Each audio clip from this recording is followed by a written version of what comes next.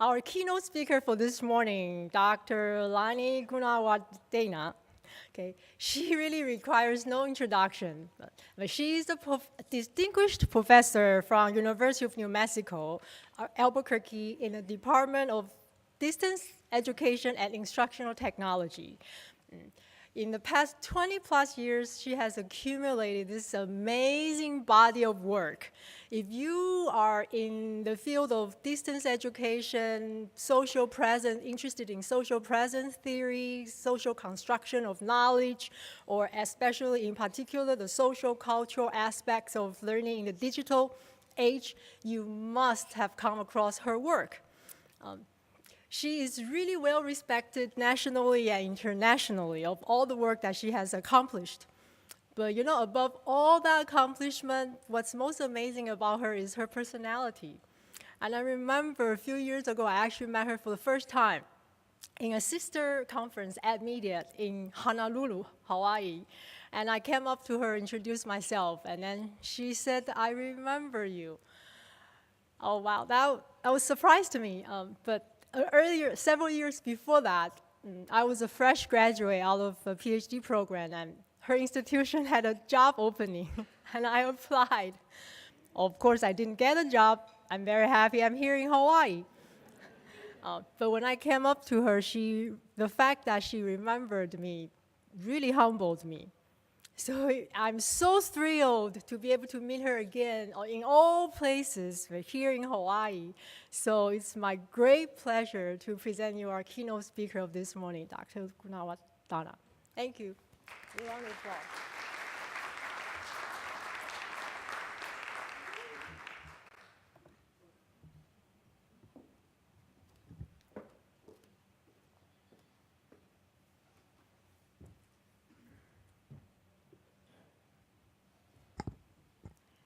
Aloha. Can you hear me okay at the back?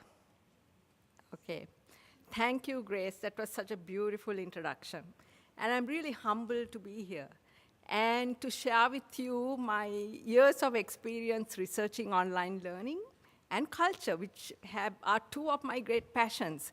So thank you, AACE and Gary Marks and Sarah Benson for inviting me to come and talk to you here. So the topic I chose was culture and online learning, and to talk about global perspectives on this topic. Now with e-learning going global, international, with many MOOCs being developed to engage global learners, this is a topic that I think has been in the minds of many folks. So, let's think about your online course. I met some of you last night, and some of you are instructional developers, others are instructors, others are planning to teach online. So just look at the context of your online course, if you've developed one or taught one, or have been a learner in one of them. You have a group of students from diverse cultural backgrounds and different ages. You may not see them at all. How do you ask them to greet each other? How do you ask them to introduce themselves? I want you to keep this in mind, because right from the beginning of this class, culture plays a role. And I'm going to get back to it a little later.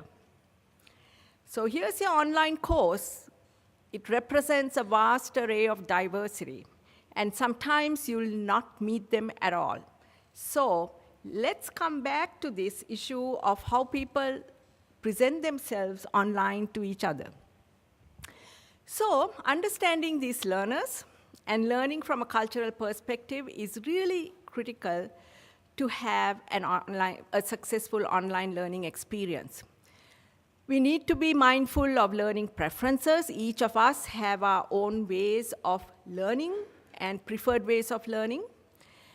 We have certain educational expectations, and we come from different kinds of socio-cultural contexts. So we bring with us prior knowledge, past experiences, and more. So how do you understand your learner? How do you understand and utilize the learning experiences and past experiences they bring with them? So the objectives of this session are to explore definitions of culture for the online learning context. Now, this has always been very challenging.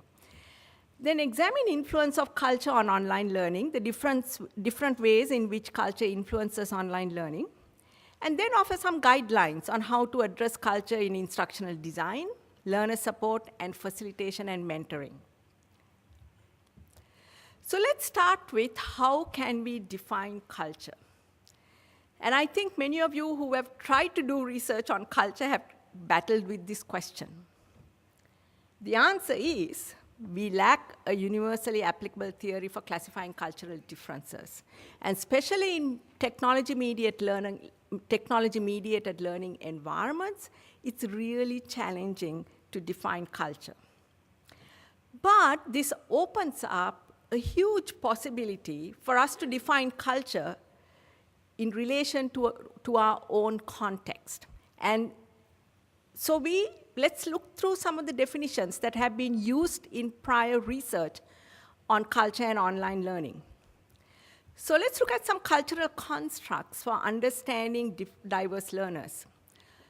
Most of you are, I'm sure, familiar, if you've studied culture, with Hofstede's definition of cultural dimensions.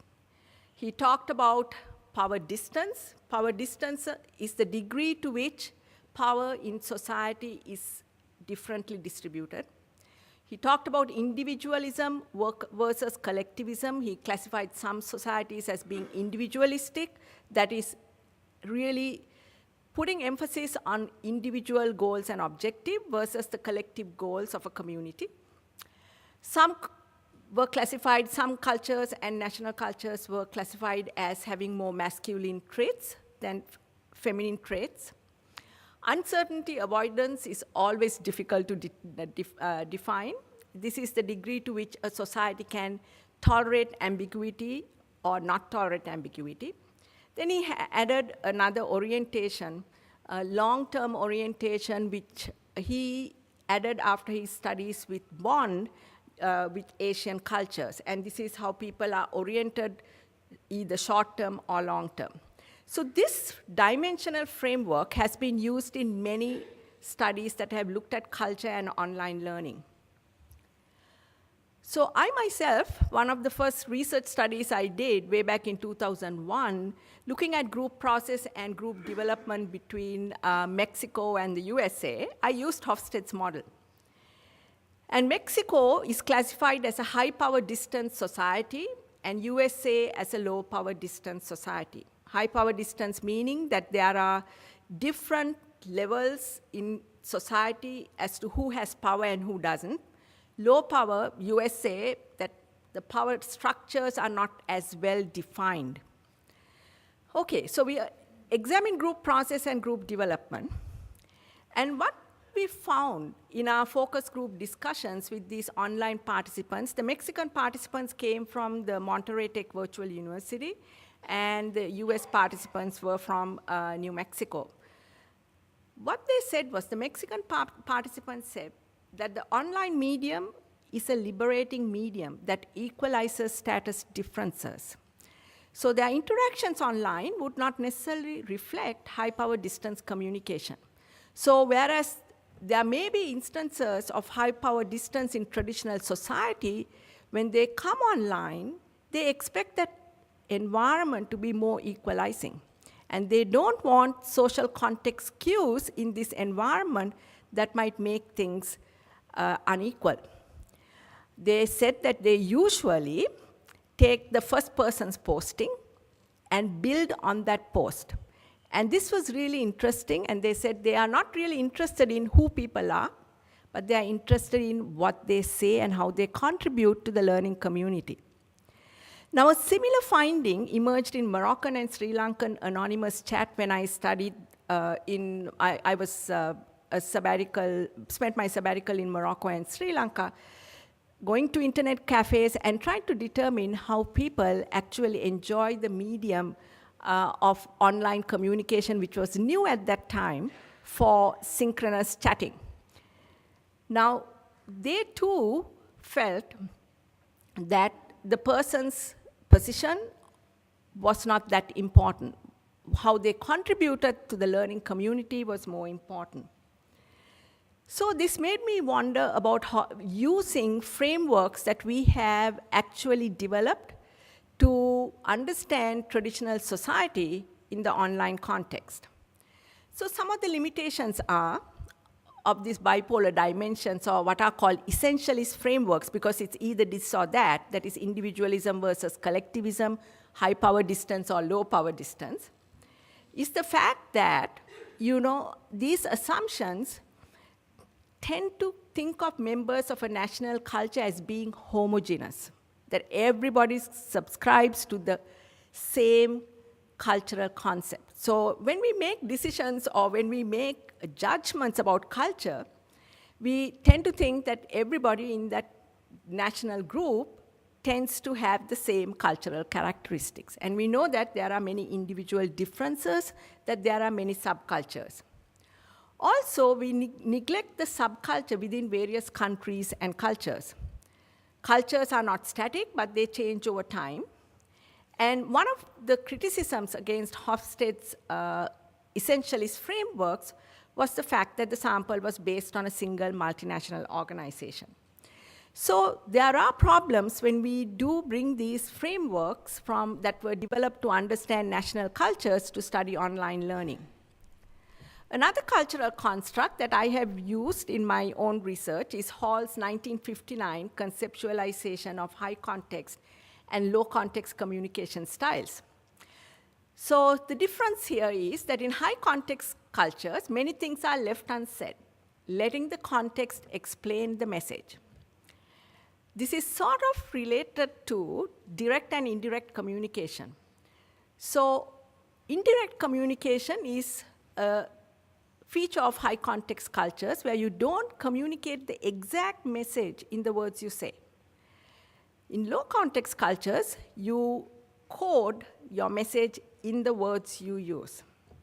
Now, this is an interesting conceptualization, which has been also related to thought patterns by Ishii in 1982. He talked about how Hall's high and low context dimensions and thought patterns have actually some similarity.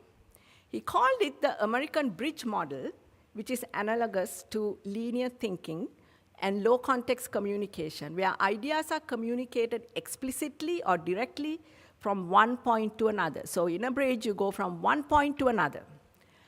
And he contrasted this with the Japanese stepping stone approach, where ideas are communicated indirectly, as if arranging stepping stones, where the arrangement itself may not be very clear, and the reader has to infer the meaning, because not every word expressed communicates that meaning. Now this form, he argued that this form of spatial logic can be quite foreign to those who want facts lined up in order. Now I myself, in my online classes, sometimes have had to tell international students, you've got to write to the point. In the introduction, you need to actually express exactly what you're trying to do in this paper. So if you look at the research paper model that we often use for our papers in online classes, that's a very low context means of writing. So again, there are different thought patterns, there are different writing styles and rhetoric styles.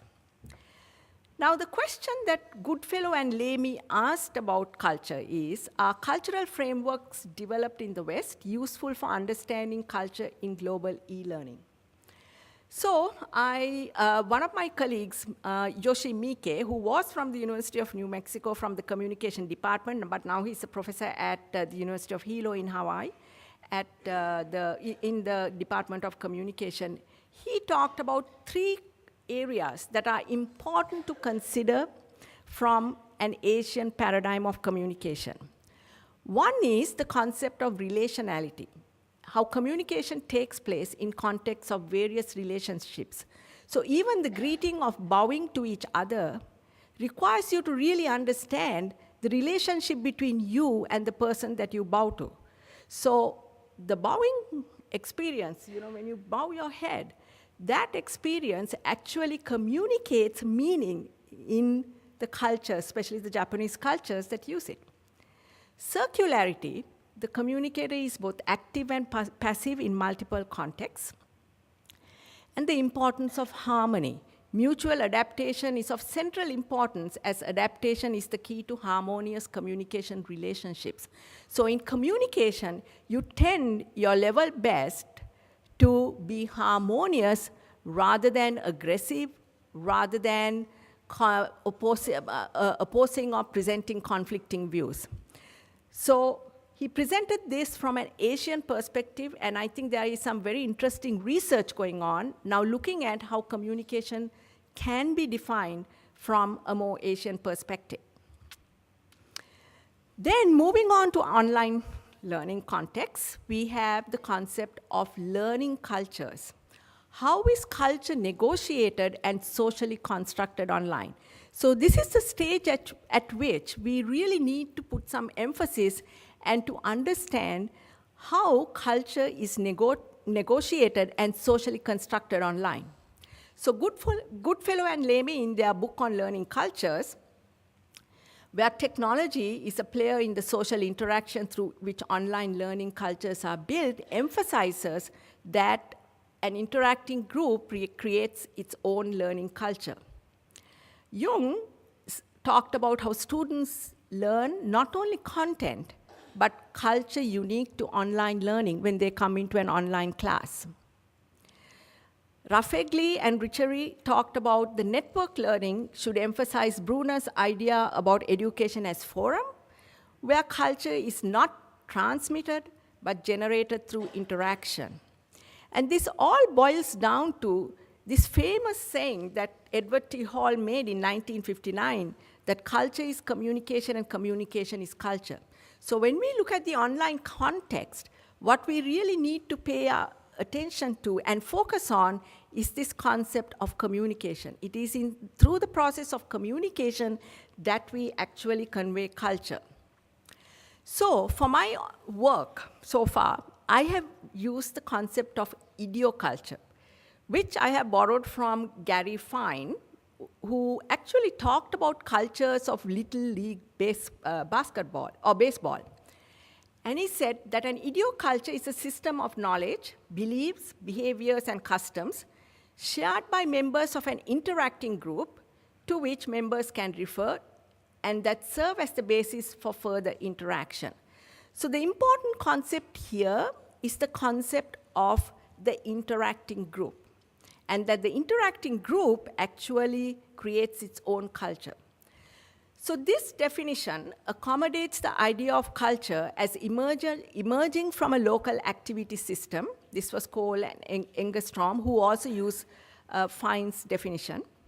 And it also accommodates the notion of culture as negotiated by online participants whose ethnic, gender, and religious identities are enacted or concealed or merged into hybrid identities online. So in an online context, we bring our own cultural frameworks, our own sociocultural frameworks. They get merged in the interacting group, the interaction that happens through technologies, and we form these idiocultures. So let's look at online learning cultures. The first thing you have to think about is identity. So now I want you to go back to my first slide where I showed you your diverse cultural group. In virtual environments, identity is more fluid, and it can be changed to appeal to different audiences. Now, in online classes where students actually enroll in institutions, it's a little bit difficult to hide identity. But if you have a totally anonymous group and people don't know you, then you have a real chance for identity play. So when you ask your students to introduce themselves online, which is usually the first thing we instructors do, we ask them to post photographs, and some of our learning management systems require you to do that.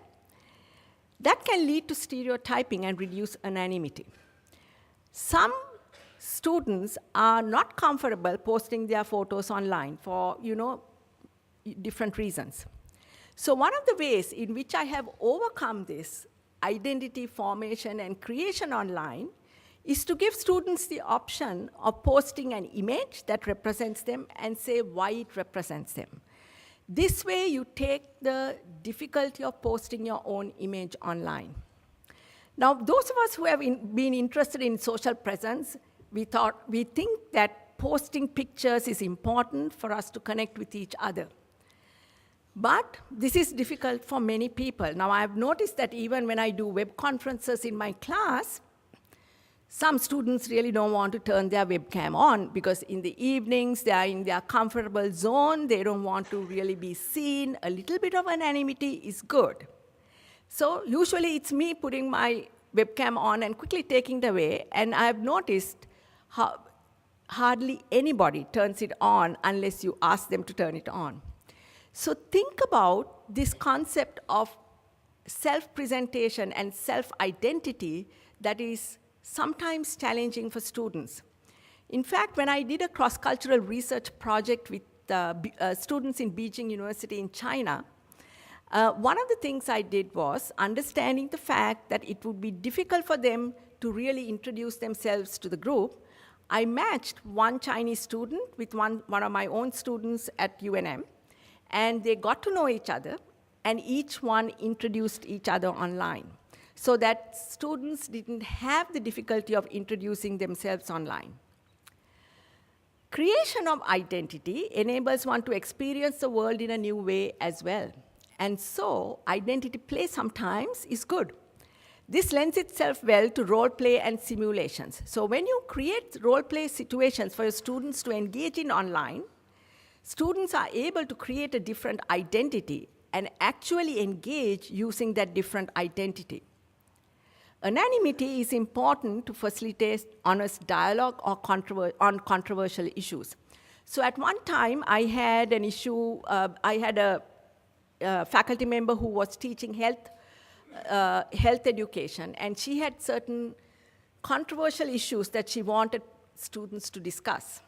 And so we gave them actually an anonymous ID so that it would not be associated with their name, and gave them a different forum. And it was quite amazing how very open students were the moment they knew that their identity would not be recognized. So the issue of identity is one of the major aspects of an online course, and it's important for us to consider identity expression. I think identity is really important for relationship building, but we also need to recognize that self-disclosure is not easy and devise ways in which people feel more comfortable communicating about themselves. So another concept in the online environment is the issue of social presence. So the question is, are there cultural differences in the perception of social presence? Do people react differently to social presence?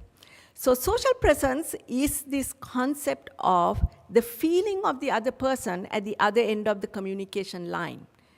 Usually interaction enhances social presence, but it's not the same thing. It's this feeling that the person at the other end of the communication line is actually connected to you in some way, or not connected. So I want to cite 3 studies. One is by Chi Tu in 2001. And he said that Chinese students perceived online communication as more comfortable because of lack of confrontation and face-saving concerns, and thus increased their social presence online. Then in a study that we did, the previous study I talked to you about group development and group process between Mexico and the US participants felt that social presence is necessary to the smooth functioning of the group. Now, usually, when you ask students to introduce themselves, you will see that students in the US generally tend to talk a lot about themselves. They talk about their hobbies, their spouses, their significant others, their children. But whereas people from perhaps Latin American countries and Asian countries hardly share personal information when they introduce themselves. Mexican participants felt that what matters most is how peers contribute to the discussion and not who they are. And actually, they didn't really want to know who their peers were in terms of their real-life positions. whether they were directors of companies or etc. They didn't want to know positions. Then Al-Hati, in her study of Arab students, said that for Arab students, lack of physical presence was positive, as it reduced the risk of social embarrassments, especially for female Arab students. And so really, they liked the anonymity of the online medium because they felt more comfortable in this medium where gender differences are more marked in their societies. And also, they were afraid that what was said online by one of them might be taken and turned the other way with people, with the other gender specifically, who might know them in their traditional social context. Next, let's look at interaction. What have we learned about interaction? Now, some early studies have shown the importance of designing interactive learning activities to support learning online. I mean, right now, I think we are in a general form of agreement that interaction is important for online learning. For a long time, we had a big debate about this, whether interaction was necessary for online learning or not. But now we tend to conclude that interaction is important for a conducive online learning experience. Now, generally, some of these studies have shown the importance of designing interactive learning activities to support learning online, and contradicts the general belief that Asian or Southeast Asian learners would be less likely to interact online because they come from a traditional education system that encourages passivity and reception of ideas from a more learned teacher. So the general belief has been that Asian students are less likely to interact online because they have a lot of respect for the teacher and don't want to contradict the teacher and are more reluctant to post their ideas online. But I found this to be different in a study that I did in Sri Lanka, my own cultural context. I did a faculty development forum, and I designed it in a hybrid format. Part of it was face-to-face, part of it was online, to teach them how to interact online. Once they were trained how to interact online, they really appreciated the interaction and actually learned from it, didn't realize that online could facilitate interaction. And so interaction between instructors and learners and among learners was a very high predictor of learner satisfaction in this faculty development forum. They were also required to produce documents at the end after they engaged in solving 3 social problems in Sri Lanka. The 3 social problems were common to practically every faculty member who was in that learning experience. One social problem was how to deal with the street children who were becoming more and more prevalent after the tsunami in Sri Lanka and after the war. One social problem was how to clean up garbage in the city. And the other one was how to manage traffic. So students engaged in discussing these social problems. Mostly, the whole purpose was to get them engaged in discussing and learning how to interact.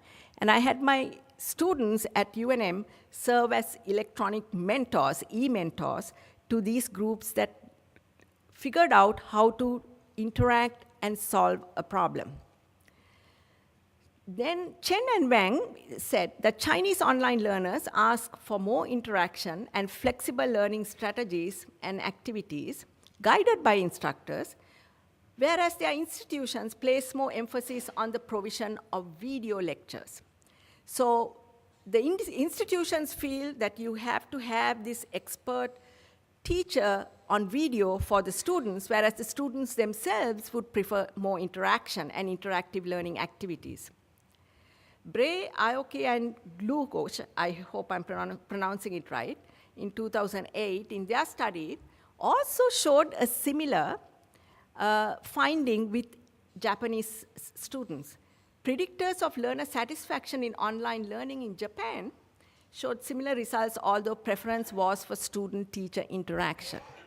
Now, one of our main issues as online learning designers and instructors is the fact that we have to spend some time to engage our learners in interaction and to show them how to engage in interactive learning activities. If they don't know how to do interaction, of course, most probably they won't engage in it. So one of the things that we have to really help our students do is to get them oriented to learning interactively. And once they are familiar with that, most probably they will like to interact and learn from that interaction. So my next concept that I want to discuss with you is the concept of knowledge construction.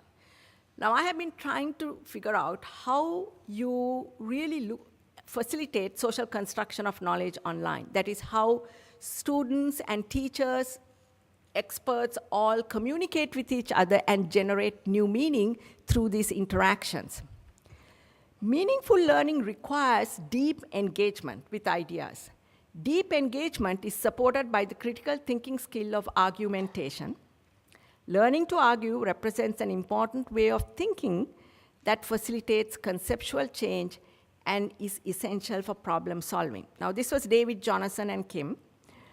Now, my question here is, are such challenges to ideas expressed by others and discussion of disagreement a necessary condition for higher forms of reasoning or knowledge construction?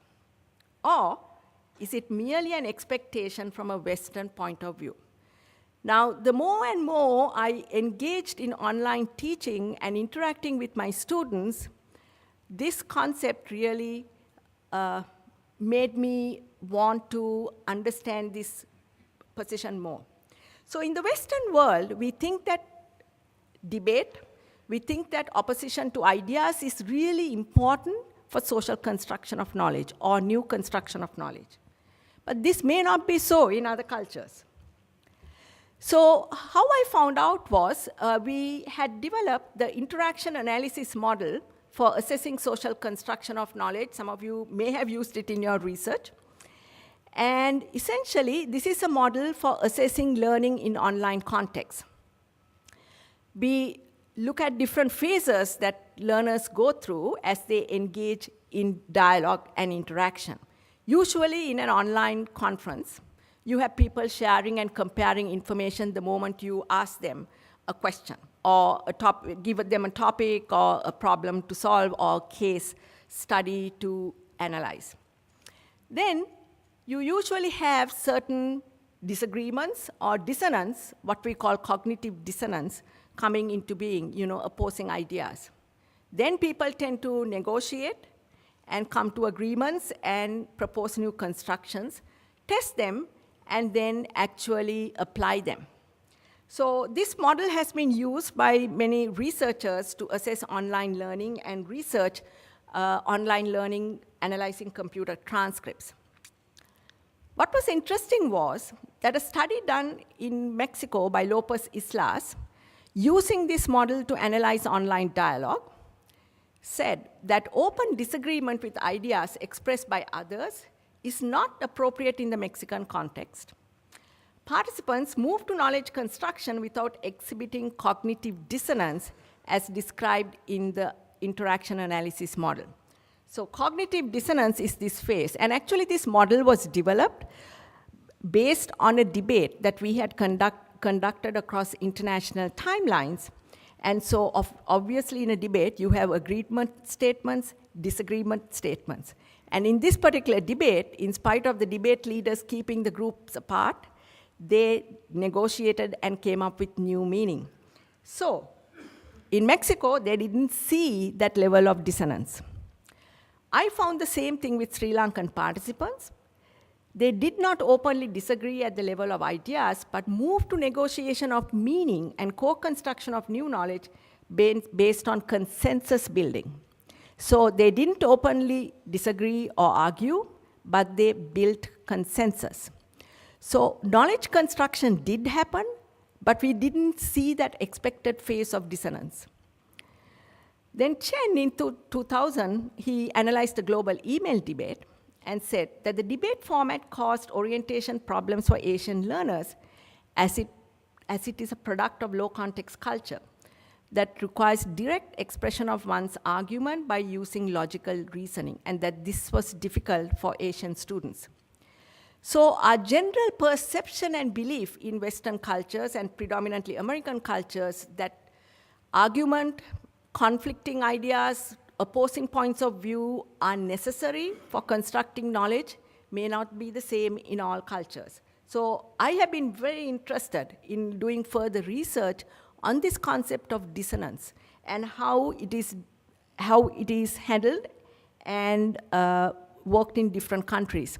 In Sri Lanka, when I ask people, why is it difficult to say something opposing to a person's argument online in an academic setting, they said it's because that argument might be perceived personally as a personal attack. So this was one of the things that we have to really encourage our students to learn, that ideas expressed online should not be taken personally, that they are expressed to really understand a problem or an issue. Now, it was also interesting that in the same dialogue that was happening online in Sri Lanka, I had a social activity, a social cyber cafe, where students could go and enjoy themselves and discuss what is of relevance to them. The instructor was not present. So in this social forum, there was a lot of argument, a lot of dissonance happening. But in the academic discussion, no dissonance. So this is interesting because it's also telling us that the context and meaning attached to different spaces online enables people to either argue with each other or not argue with each other or disagree with each other. So it's a very interesting area for further study. So let me try to offer some guidelines to address culture and to tell you about how I have done it in my online courses.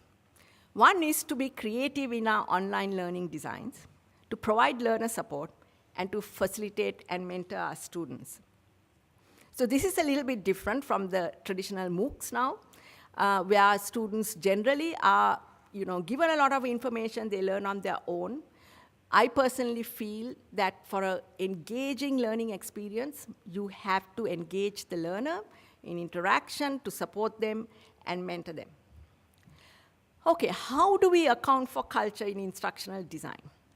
Now, one argument is that designing for global audiences requires not cultural neutrality, but cultural inclusivity. And this is the argument that really I support, because very often I come across instructional designers who say, so why does culture matter? Do we really have to address culture in our instructional design? Because we can assume that our courses are made up of different cultures. And the concept of cultural neutrality, that culture does not matter, is also a problem. So cultural inclusivity is understanding the fact that we do have different cultures in our online classes, and then trying to accommodate this notion of cultural inclusivity, making everybody feel that they can be part of your online class. So cultural inclusiveness demands an embrace of the designers, instructors, and learners' cultural influences, and our anticipation of how these values and beliefs might impact learning. So it's not only the learners, it's also ours as teachers, it's also ours as designers. And also an acknowledgement of the dimensions of culture specific to learning, such as past educational experiences that they bring with them, learning preferences, and language abilities. So I think if you look at cultural inclusivity as a conceptualization that you go with when you design, most probably you may be able to design learning environments that might actually speak to different diverse learners in your classes. I want to tell you a story, because stories sometimes emphasize points. I had a student, a very young student in my class. I was teaching, I think, e-learning course design. And he kept on telling me, why do we need to pay attention to culture? And right from the beginning, it was, why pay attention to culture? Isn't it taking a lot of time? And I said, you have to experience it yourself. So I grouped him with a student from Burkina Faso. And at the end of the course, he came and told me, "You are right. I realized through my interactions with Nestor that I need to pay attention to culture." Subsequently, he got a job as a designer for our supercomputing lab. And because they had the high-end technologies, I used to take my students to go and have, an experience with supercomputers, how scientists use supercomputers, etc. And he used to always do this little introduction to my groups that I would take there. And one of the first things he stressed was the importance of culture in designing for scientists. So I felt that sometimes if you don't give your students the opportunity to really experience what it is to design, taking culture into account, they most probably will not realize why it matters. There is another argument that as instructional designers that we have to deal with now, and that is, do we design for globalization, where courses are culture neutral, or do we design for homogenization, where you embed your course with the cultural context it's being delivered from? That's another big argument. So these arguments are interesting for us to continue as we begin to do our research and continue with our design. So how have I done this? We developed a model called the Wisdom Communities Design Model in one of my advanced instructional design classes.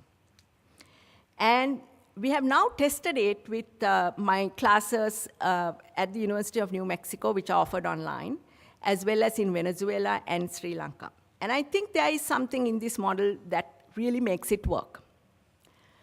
Okay, first of all, I want to focus on this graphic. I hope you see it well. And it describes the design model. The premise here is that the most important, at the core of any learning experience, what is important is mentoring and learner support. And individuals will differ in their need for support. And then the community becomes a key aspect of how that learning happens within that learning community. So community, mentoring, and learner support are core to this instructional design model. We feel that any learning experience should have this. And then the group engages in knowledge innovation and knowledge construction. They start with a problem or case or a question. They explore it further. Usually in my classes, I have them do this in groups rather than individually. So they explore, they make a list of learning issues, what they know now, what they don't know. Then they collect resources. They ask experts.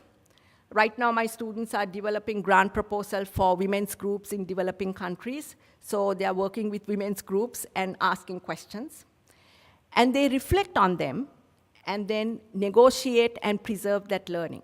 So they go through these cycles of inquiry, and the end goal is for them to become wise, because at the beginning of class, they define what wisdom is for the class, and actually transform perspectives as a result of group interaction.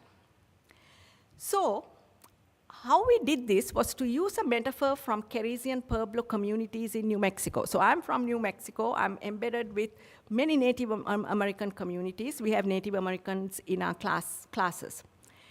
And in a research study that was done by Romero, she talked about how she tried to define intelligence from the perspective of Native communities.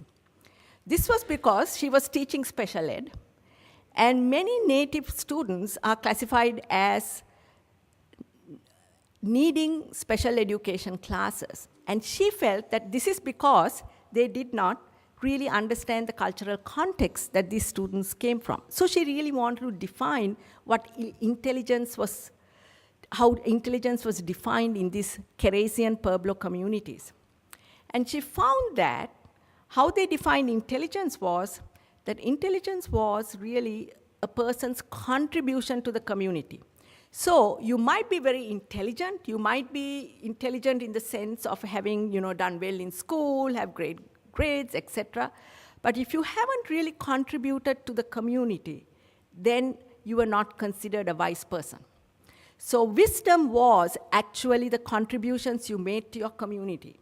So we got this concept or the metaphor from these communities and embedded that as an important aspect of our learning experiences. So for ill-structured learning domains, we have found this model to really work well. And so the premise is that you contribute to the learning community. It assumes multiple perspectives and diverse ideas are essential to understanding.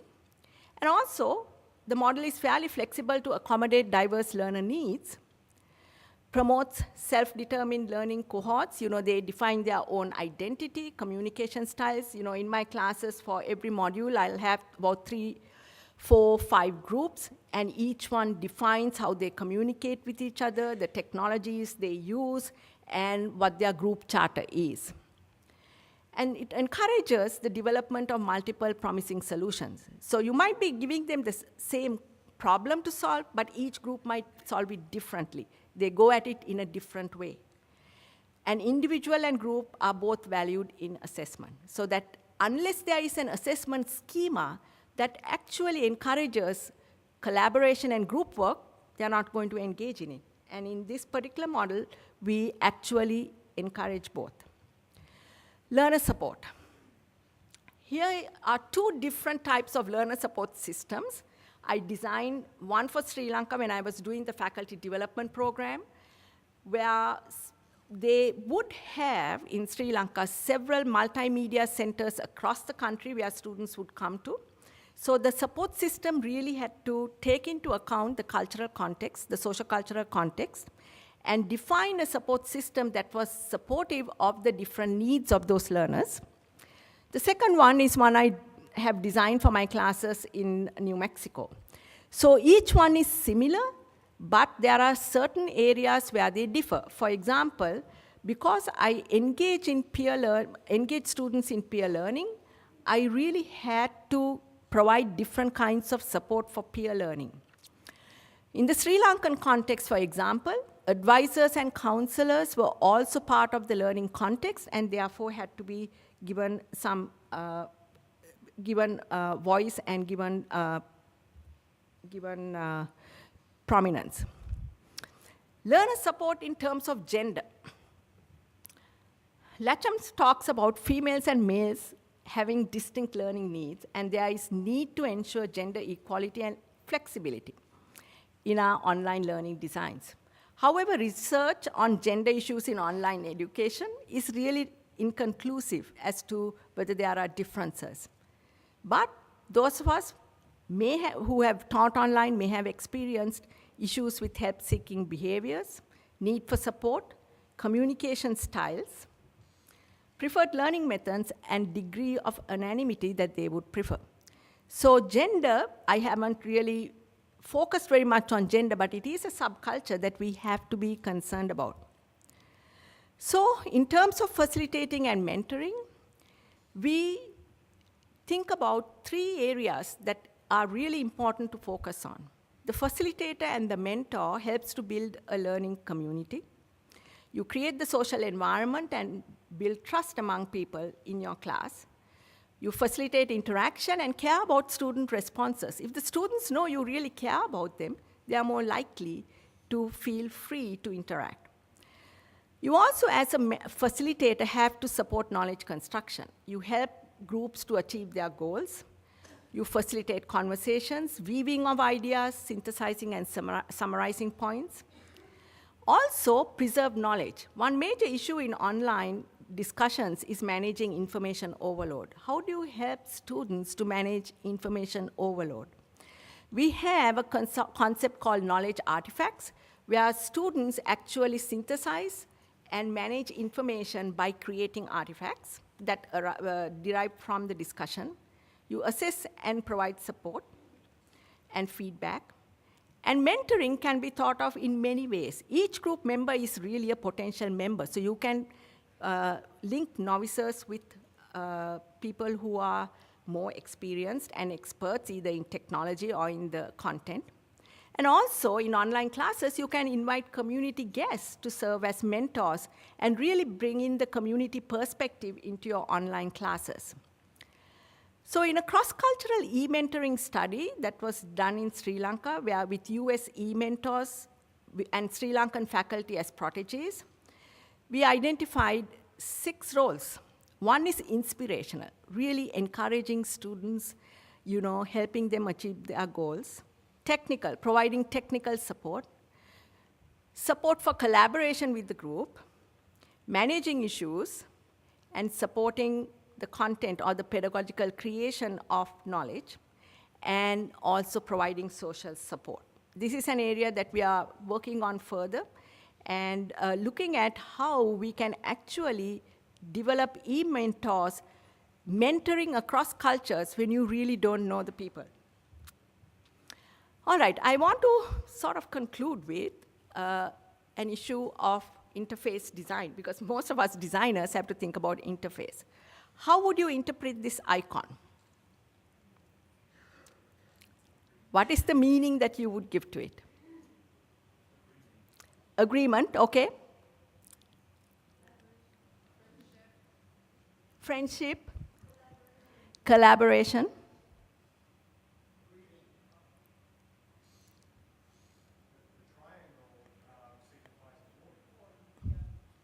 A warning, okay, good.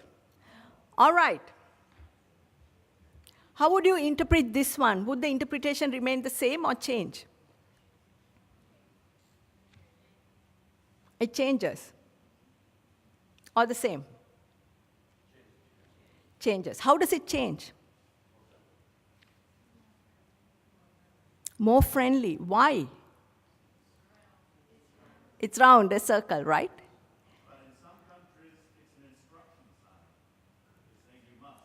Okay, good. All right. Here is how people from Morocco interpreted it. It was interesting that some of you began with friendship, community.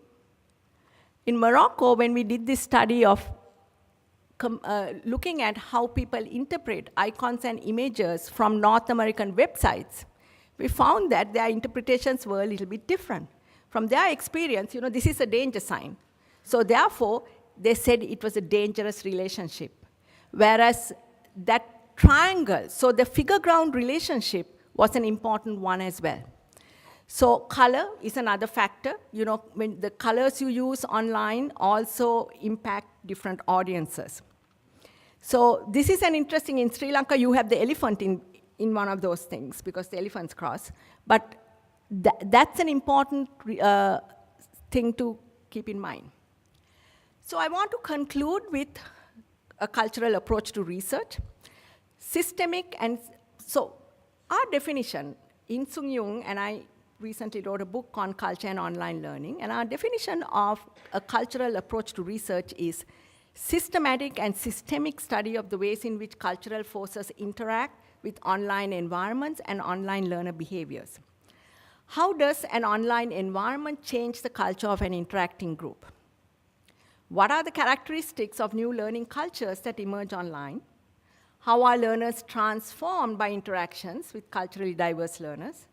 And how does the process of online knowledge construction differ across cultures? So these are some of the questions that are of interest to us. We list several others in the book. So here's the book, a plug for our book, Culture and Online Learning, Global Perspectives and Research. And we actually address all those issues there. It's a collection of authors. It's an edited book. It's a collection of authors from around the country. I also have references here of all the citations, so you can go ahead and read further. I would love to have your comments, and remember that there is a session after this keynote where we actually come and discuss. And thank you.